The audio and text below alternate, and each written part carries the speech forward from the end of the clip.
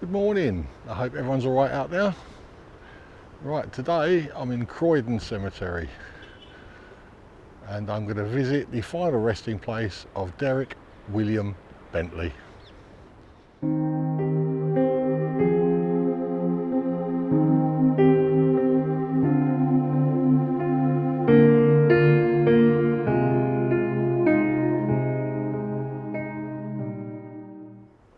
Right, before I go too far, I'd like to just say a very big thank you to all my subscribers. I seem to have got an awful lot of them recently, mainly because of my Essex Boys video. And might like to make a special thanks to Victoria.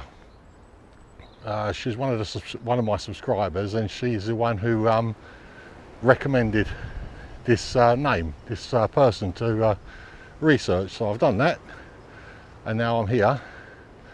And this is an enormous cemetery. I've got the plot number.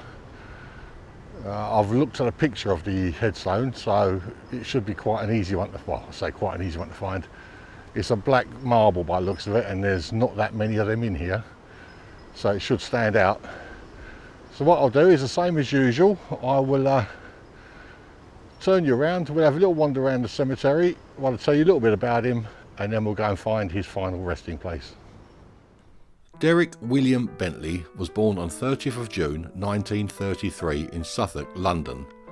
Bentley entered Norbury Manor Secondary Modern School in 1944 after failing the 11+ examination. Just before leaving in March 1948, he and another boy were arrested for theft. 6 months later, he was sentenced to serve 3 years at Kingswood Approved School near Bristol. Christopher Craig also attended the same secondary modern school, but more about him shortly. Bentley had a series of health problems. His parents reported that in a childhood accident he had broken his nose, and since then he had 3 seizure fits, including one in which he had nearly died of choking. The accident in which they were referring happened when he was only 4 years old. He had fallen from the back of a lorry 15 feet to the pavement, where he had hit his head and broken his nose.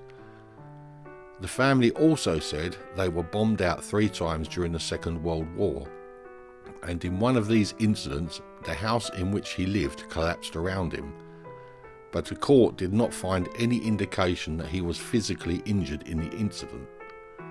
However, Bentley was later seen to have epilepsy. By the time he was 15 and a half, he had the mental age of a child 5 years younger. He was also described as indifferent, smug, self-satisfied, and of the wise guy type. Bentley was released from Kingswood School on the 28th of July 1950, a year early, though he remained under the care of the school until 29th of September 1954, by which time he was already dead. He was a recluse for the rest of 1950, rarely venturing out of the house. In March 1951 he was employed by a furniture removal firm, but was forced to leave after injuring his back. In May 1952 Bentley was taken on by the Croydon Corporation as a bin man. 1 month later, however, in June 1952, he was demoted to street sweeping for unsatisfactory performance. 1 month after that he was sacked by the corporation. On the night of Sunday the 2nd of November 1952, Bentley and a 16-year-old companion, Christopher Craig, who I mentioned earlier, that I would come back to, attempted to burgle the warehouse of the Barlow and Parker Confectionery Company on Tamworth Road in Croydon. Craig armed himself with a gun, the barrel of which he had shortened so that it could be easily carried in his pocket. He also carried a number of undersized bullets, some of which he had modified by hand to fit the gun. Bentley carried a knuckle duster which he had been given by Craig.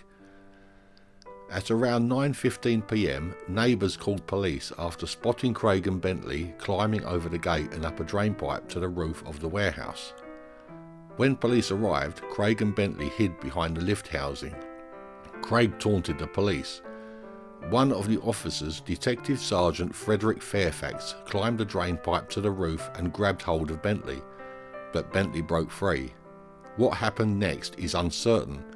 Police witnesses later claimed that Fairfax ordered Craig to hand over the gun and Bentley shouted, "Let him have it, Chris." Craig fired, striking Fairfax in the shoulder. Fairfax was nonetheless again able to restrain Bentley, who told Fairfax that Craig had further ammunition for the gun. Bentley had not used either of the weapons in his pocket. A group of uniformed police officers arrived and were sent onto the roof. The first to reach the roof was Police Constable Sidney Miles, who was immediately killed by a shot to the head. After exhausting his ammunition and being cornered, Craig jumped 30 feet from the roof onto a greenhouse, fracturing his spine and left wrist, and had to remain in hospital. Both Craig and Bentley were charged with the murder of PC Miles on the following day, 3rd of November 1952. They were tried by a jury at the Old Bailey between 9th and 11th December 1952. At the time of the burglary attempt and PC Miles' death, murder was a capital offence in England and Wales. Minors under the age of 18 were not sentenced to death. Consequently, of the two defendants, despite Craig having fired the fatal shot, only Bentley faced a death penalty if convicted. The jury took 75 minutes to decide that both Craig and Bentley were guilty of PC Miles' murder, with a plea for mercy for Bentley. He was sentenced to death, whilst Craig was ordered to be detained at Her Majesty's pleasure. He was eventually released in May 1963 after serving 10 years. He married 2 years later and subsequently became a plumber.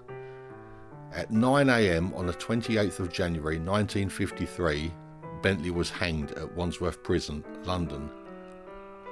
There were protests outside the prison and 2 people were arrested and fined for damage to property. In March 1966, Bentley's remains were removed from Wandsworth Prison and reinterred in Croydon Cemetery, which is where we are today. Right, Derek William Bentley. I do apologise for the wind noise, it's very blustery today. Yeah, Derek William Bentley, he obviously went to the gallows at Wandsworth. And unfortunately, well, his sister was trying to get his name cleared for years and years and years, and then she died, and a year later his name was cleared. So all that fighting she did, and she never got to see the result, happened a year after her death, unfortunately. When they went to court, he shouldn't have got the death penalty. Well, in my opinion, he shouldn't have got it. I'd be very interested to hear what you think, subscribers think. Now, he was at the crime scene, obviously. He knew his friend had a gun, though he claimed he didn't know, but he did know because he told a police officer on the scene that he had a lot of ammunition, so he must have known he had a gun. But personally, I think it was a miscarriage of justice. He had the mental age of a 10-year-old. He didn't have the body of a 10-year-old, and that's why he went to the gallows. If he'd had the body and the mind of a 10-year-old, he would have been saved. But anyway, let's go and find his grave. Well, I've been hunting around the cemetery now for about an hour, and then I find it about 50 feet away from where I parked my car. Always away, innit? And it is over here.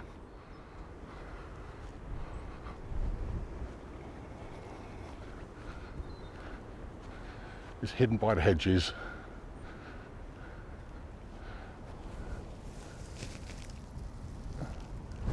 Here lies Derek William Bentley, a victim of British justice.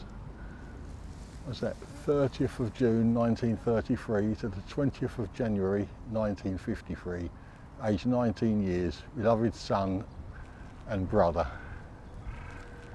And next to him, in loving memory of William George Bentley, a devoted husband and father, born 3rd of May 1905, fell asleep 12th of July 1974. Lillian Rose Bentley, a loving wife and mother, born 8th of November 1903, fell asleep 10th of October 1976. And Albert Edwin Bentley, born 25th of March 1910, fell asleep in March 1993. But there you go, it's the final resting place of Derek William Bentley.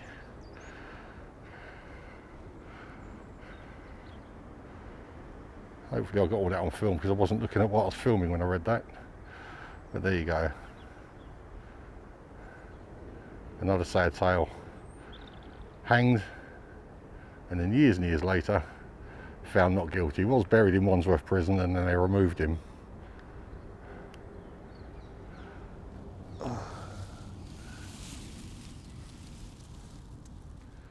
Right, well that is a final resting place of Derek William Bentley. Oh, I nearly fell over then. But if you like this video, please give me a thumbs up, and maybe consider subscribing. I will see you on the next one, and thanks again Victoria for this one. It's been very, very interesting. But I will see you all on the next one, wherever I am. So until then, bye bye for now.